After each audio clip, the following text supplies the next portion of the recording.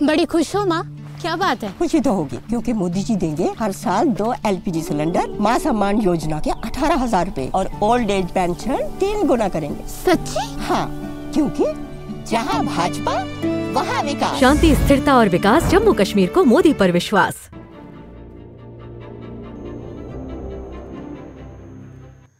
आदाब नाजरीन, गुलिस्तान न्यूज़ देख रहे हैं आप। मैं हूं आपके साथ अतिया मुजीब। शुरुआत करेंगे न्यूज़ एट 6 की। सबसे पहले नजर डालेंगे बड़ी 10 खबरों पर।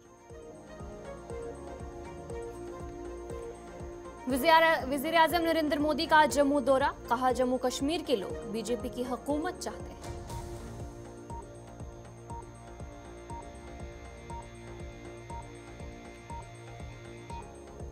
बीजेपी जम्मू कश्मीर में कभी हुकूमत नहीं बना सकती, महबूबा मुफ्ती का दावा।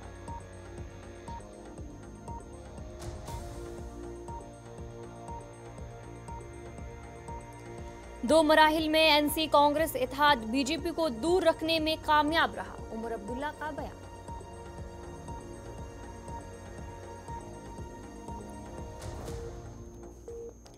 जम्मू कश्मीर के कुलगाम में पेश आया एनकाउंटर, 2 मिलिटेंट हलाक, 4 सिक्योरिटी एहलकार जख्मी।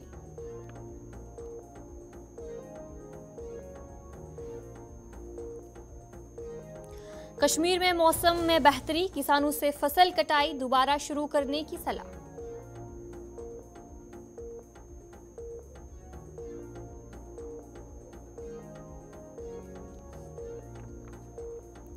निर्मला सीतारमण के खिलाफ FIR दर्ज करने का हुक्म, इंतखाबी बॉन्ड के जरिए जबरन वसूली का इल्जाम।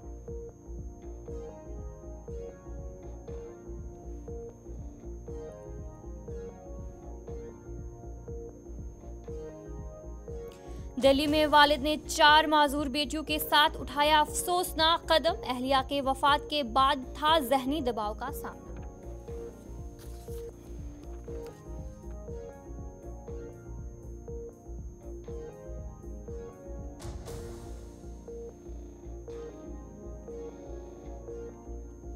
बिहार में शदीद बारिश का इम्कान, कोसी से पानी छोड़ने के सबब बिहार में तबाहकुन सैलाब का अंदेशा।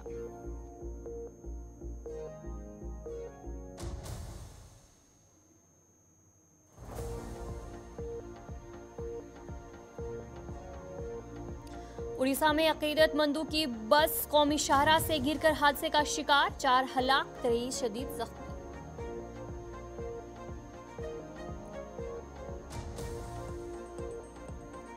फलस्तीनियों को इज्तिमाई सजा देना किसी भी सूरत में जायज नहीं ठहराया जा सकता, अक़वाम मुत्तहिदा।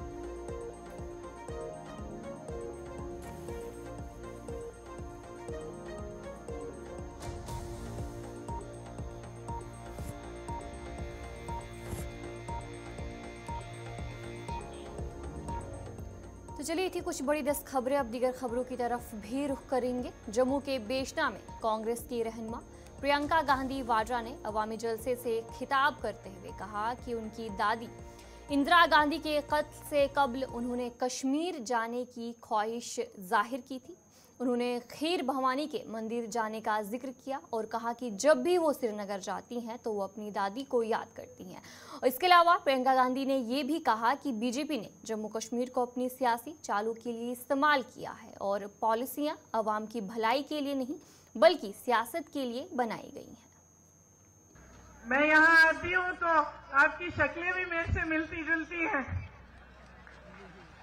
काफी बार मैं देखती हूँ, गाड़ी से देखती हूँ या किसी से मिलती हूँ, कहती है तो ऐसा लगता है कि मेरी बहन है। तो एक अलग जुड़ाव है। आपको शायद मालूम नहीं होगा, मेरी दादी इंदिरा जी की हत्या से 4-5 दिन पहले हम लोग घर पे बैठे थे। मैं 12 साल की थी, राहुल जी 14 साल के थे। अचानक दादी ने कहा, बड़ा दिल कर रहा है कश्मीर जाने का। जो चिनार के पेड़ हैं पतझड़ के समय जो गिरते हैं, मैं उन्हें देखना चाहती हूँ। तो हम दोनों बच्चे थे, बहुत खुश हुए, चलो दादी के साथ कश्मीर चलेंगे। तो दादी हमें कश्मीर लाई। पहली बार मुझे खीर भवानी के मंदिर में ले गई। उसके बाद एक बड़े आध्यात्मिक गुरु थे उनके, पंडित लक्ष्मण जी, उनका आश्रम होता था श्रीनगर में, वो वहां गई। फिर हम दिल्ली आए, 3-4 दिन बाद ही उनकी हत्या हो गई, वो शहीद हो गई। तो अक्सर मुझे लगता है कि कैसा बुलावा था ये, कि एकदम अपनी हत्या से 4-5 दिन पहले अचानक बोली मुझे कश्मीर जाना है। ये अपनी धरती का बुलावा था।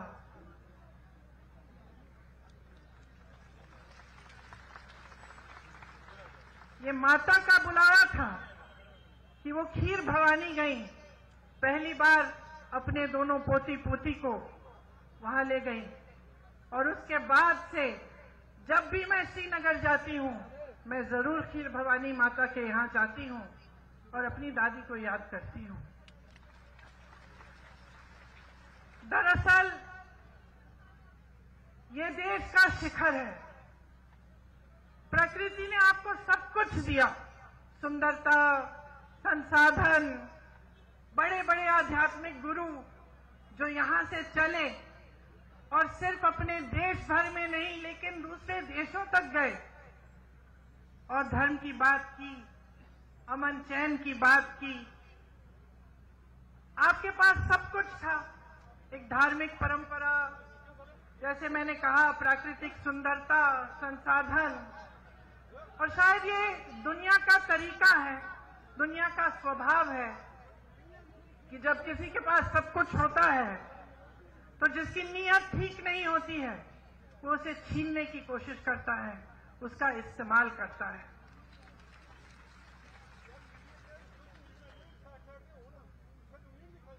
एक तरह से भाजपा के नेताओं ने जम्मू और कश्मीर को अपने राजनीतिक शतरंज का मोहरा बना दिया है। नेशनल कॉन्फ्रेंस के उम्मीदवार फारूक अहमद शाह का बारामूला के गुलमर्ग में रोड शो मुनक्किद हुआ, जिसकी क़यादत श्रीनगर से मेंबर पार्लियामेंट आगा रुहुल्लाह मेहदी और नेशनल कॉन्फ्रेंस के नायब सदर उमर अब्दुल्ला ने की। इस मौके पर उमर अब्दुल्ला ने कहा कि पिछले इंतखाबात के दौरान लोगों ने इत्तेहाद के उम्मीदवारों को कामयाब बनाने के लिए इंतखाबात में हिस्सा लिया है। उन्होंने उम्मीद जाहिर की कि 1 अक्टूबर को शुमाली कश्मीर के लोग भी इत्तेहाद के उम्मीदवारों को कामयाब बनाने की पूरी कोशिश करेंगे। टंगमर, कुंजर, आसपास के इलाके जो है वो भी टूरिज्म। आपने तो महसूस किया होगा कि लोगों का ये सैलाब, खासकर जो हमारे नौजवान हैं। आज हमारा रोड शो था and then public meeting at Kunzer and Tangmarg bus stand, और आपने देखा होगा लोगों का इज़्दिहाम। इसमें बुज़ुर्ग, हमारी खासकर नौजवान, माएँ, बहनें और इस इलाके की जो मैं ये कहूँगा नौजवान ही कौम का जो है वो बदलाव लाते हैं। वो आज से भी थे, इस हर एक की पार्टिसिपेशन थी। इस जो चिचीजोड़ा से लेके टंगमर्ग तक बुज़ुर्गों की पार्टिसिपेशन थी, हमारी माओं बहनों की पार्टिसिपेशन थी, हमारे नौजवानों की पार्टिसिपेशन थी। और मुझे लगता है कि टंगमर्ग के गयूर अवाम ने जो है अपना मैंडेट नेशनल कॉन्फ्रेंस को दिया है। इंशाल्लाह ज़रूर मुझे लगता है कि हमारी इंशाल्लाह कामयाबी होगी, और लोग चाहते हैं हल ही हल है। साउथ कश्मीर और फिर मरकजी कश्मीर में जो इलेक्शन का सिलसिला रहा, हमने हर जगह बीजेपी की इस कोशिश को जो है नाकाम किया है। वहाँ पे बढ़ चढ़ के लोगों ने वोट में हिस्सा लिया और अलायंस के उम्मीदवारों को जो है कामयाब करने का फैसला किया। अब हम उम्मीद करते हैं कि 1 तारीख को नॉर्थ कश्मीर में भी इसी तरह बढ़ चढ़ के लोग वोट में हिस्सा लें। जहां नेशनल कॉन्फ्रेंस के उम्मीदवार हैं वहां नेशनल कॉन्फ्रेंस के उम्मीदवारों को कामयाब करें, जहां नेशनल कॉन्फ्रेंस का उम्मीदवार नहीं है वहां कांग्रेस को जितवाएं। मिलके इलेक्शन लड़ा जाता है। एक तरफ से पार्टी का मैनिफेस्टो, पार्टी के इरादे, लेकिन दूसरे तरफ से उम्मीदवार सही होना ये भी बहुत जरूरी है। दोनों चीजों को आप अलग नहीं कर सकते। जहाँ गुलमर्ग असेंबली हल्के में हमने बेहतरीन मैनिफेस्टो दिया है और बेहतरीन उम्मीदवार दिया है और उम्मीद करते हैं कि हमारा उम्मीदवार कामयाब होगा। नौशहरा से जो हमें खबरें मिल रही हैं, चौधरी सुरिंदर साहब वहाँ इलेक्शन जीत रहा है रविंद्र रायना साहब के मुकाबले में। अगर रविंद्र रायना साहब अपनी सीट नहीं बचा पाए तो हुकूमत बनाने की क्या बात कर रहे हैं।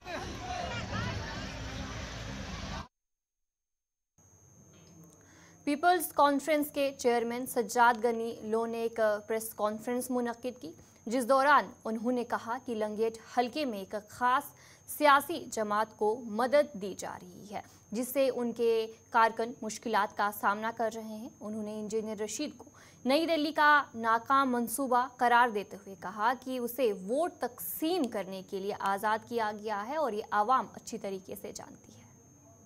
अब जब ये बोलता है कि सज्जाद साहब ने पकड़वाया, तो फिर ये कैसे छूटा? अगर मैं पकड़वाने वाला हूं तो फिर छोड़ने वाला भी मैं ही हूं। फिर उमर बोलता है इसने छोड़ा, ये भी तो एक मजे की बात है।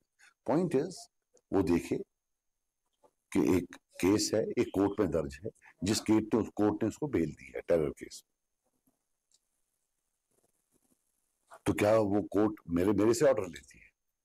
फिर दूसरी बात यह है कि एनआईए ने इसकी जो बेल है उसके खिलाफ जो है ना, they have not gone to the higher court. उन्हें कंटेस्ट ही नहीं किया। वो जवाब दे क्यों नहीं कंटेस्ट किया? और इंसिडेंटली पुलवामा में एक था जहां ये मतलूब था, जहां इसको उसने भी बेल एक दिन में कर दी। पुलवामा में भी बेल हो रही है, वहां भी जो प्रोसिक्यूटिंग अथॉरिटीज हैं दे डोंट चैलेंज, एनआईए भी चैलेंज नहीं करती है। ये लीगल इतना अच्छा है हिंदुस्तान का लीगल सिस्टम। और मुझे एक चीज बताइए, ये मोदी को गाली, उसको गाली, इसको गाली, यहाँ तो छोटे बच्चों को एक पोस्ट चढ़ाने पर जेल में डाल देते हैं, पीएसए लगा देते हैं, यूएपीए ले आते हैं। ये क्या लाडला है? और कोई सचिन का पोस्ट चढ़ा है, किसी लीडर का से किसी ने गिलानी साहब का पोस्ट चढ़ा दिया तो बंद। इसको तो छूट है बोलने की, ये बताए ना। ये जो बाकी लोग हैं, I am telling you today, he is a multi-dimensional destroyer of Kashmir. एक तरफ से इलेक्शन की यूटिलिटी, दूसरा 40 साल से शबीर शाह जेल में है।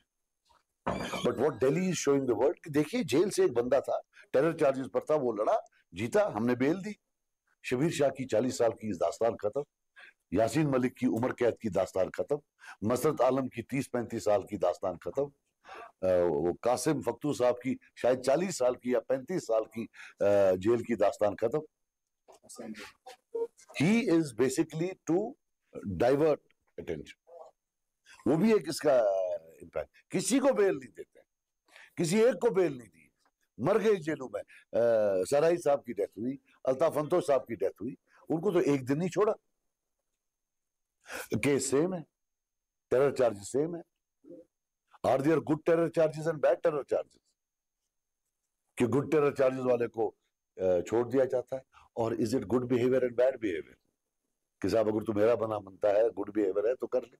So let him not pass value judgments. वो हो गया बहुत, people know who he is. अब मेरे को गाली देने से कुछ नहीं होगा, वो खुद जस्टिफाई करे कि how come। अब इंजीनियर की तो चलिए न्यूज़ एट 6 से जारी रहेगा। फिलहाल रुकेंगे एक छोटे से ब्रेक के लिए।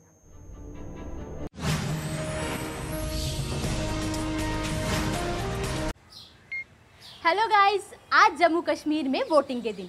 देखते हैं आज हमारे घर में कौन किसको वोट देगा। छोटे, तू किसको वोट देगा? मोदी जी को। मोदी जी देंगे अग्निवीरों को जम्मू सरकारी नौकरी में 20% का कोटा। जम्मू को आईटी हब बनाएंगे और यहाँ मेट्रो भी लाएंगे। भाभी, आप? बस मोदी जी को। मोदी जी देंगे जरूरतमंदों को अटल आवास योजना के तहत 5 मरला जमीन। जी आई। मोदी जी और कोई है ऐसा? मोदी जी देंगे सालाना 2 LPG सिलेंडर गैस, वो भी बिल्कुल मुफ्त। तो रसोई चलाना होगा और भी आसान। और मैं मोदी जी को। मोदी जी देंगे इस बार मेडिकल में 1000 एक्स्ट्रा सीट। किसी ने भी आज तक ऐसा नहीं किया। और भैया आप? मोदी जी, अरे मोदी जी देंगे किसान सम्मान निधि से 10,000 और हर एक किसान को कृषि उपकरण और खाद पे मिलेगी सब्सिडी और खेती हो जाएगी और भी बेहतर। और दादी आप? मोदी जी को। वो देंगे 3000 पेंशन और मां सम्मान योजना का सालाना 18,000। और भैया आप किसे देंगे वोट? मोदी जी को, जो देंगे यूपीएससी जेकेपीएससी स्टूडेंट्स को 10,000 का कोचिंग खर्चा और आने जाने का 3,000 सीधा बैंक खाते में। और दादाजी आप किसे वोट देंगे? केवल मोदी जी को। वो बचाएंगे हमारी संस्कृति और सभ्यता और रखेंगे हम सबके परिवारों को सुरक्षित। और मैं भी मोदी जी को, वो देंगे 7 लाख का आयुष्मान कार्ड, जिससे मैं अपने परिवार के स्वास्थ्य का ख्याल रख पाऊंगा। क्यों बाबूजी? चल अब तू बता, तू आज अपना पहला वोट किसे देने जाएगी? मैं मोदी जी को। मोदी जी देंगे लाखों स्टूडेंट्स को लैपटॉप्स, टैबलेट्स, यानी एजुकेशन बनेगी डिजिटल। अब चले, मोदी जी इंतजार कर रहे हैं। चलो दादाजी। शांति, स्थिरता और विकास, जम्मू कश्मीर को मोदी पर विश्वास।